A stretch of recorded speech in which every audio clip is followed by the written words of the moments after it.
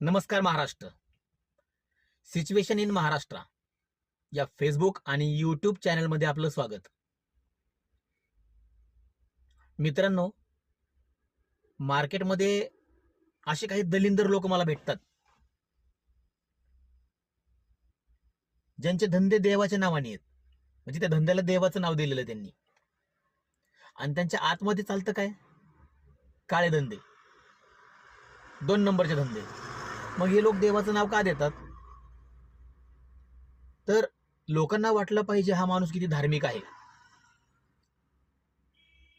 देवाचा भक्त आहे. पण ह्या लोकांना, ह्या दलिंदर लोकांना एक कळत नाही, आपण धंद्याला देवाचं नाव देतो आणि पैसा कमवतो आणि म्हणतो की कलियुग आहे, 2 नंबरचे धंदे चालतात, कलियुगामध्ये काळे धंदे चालतात. अरे च्युत्यांनो, तुम्ही ज्या धंद्यातून पैसा कमवता तो काळा पैसा, म्हणजे काळं धन. काळं धन म्हणजे काळी लक्ष्मी, कारण पैशाला तुम्ही लक्ष्मी म्हणता. मग ही काळी लक्ष्मी जेव्हा तुमच्या पोटात जाते, जेव्हा तुम्ही तुमच्या घरच्यांना खाऊ घालता, त्यावेळेला भयानक ऍक्सिडेंट होणार नाही? भयानक अटॅक होऊन तुम्ही जागेवर मरणार नाही? भयानक तुम्हाला पॅरालिसिसचा झटका किंवा कुटुंबामध्ये एखाद्या मेंबरला पॅरालिसिस झटका होऊ शकणार नाही? अरे भयानक शुगर होऊन अंग सोडून मरणार तुम्ही.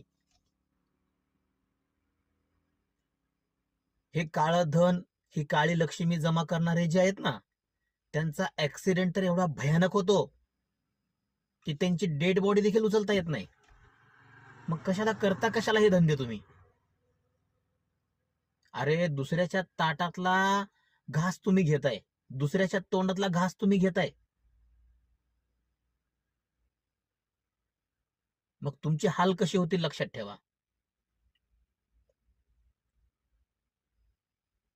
हे सगळं करून जे तुम्ही देवाचे स्टेटस ठेवताय, घरात, ऑफिसमध्ये, दुकानामध्ये देवाचे मोठमोठे फोटो लावून पूजा करताय, दिवा लावताय, मोठमोठे हार लावताय, हे तुम्ही काय करता माहितीये? गाजर गवत, जे काँग्रेस गवत म्हणतात, ज्याचं काही काम नसतं, किंवा बेशरम वनस्पती, हे तुम्ही लावताय. आणि त्याला तुम्ही काय करताय? काजू बदामाचं खत पाणी घालताय. आणि तुम्ही तुमच्या मनाची समजूत काय काढताय? की आता मी ह्या गाजर गवताला, ह्या बेशरमीच्या वनस्पतीला काजू बदामाचं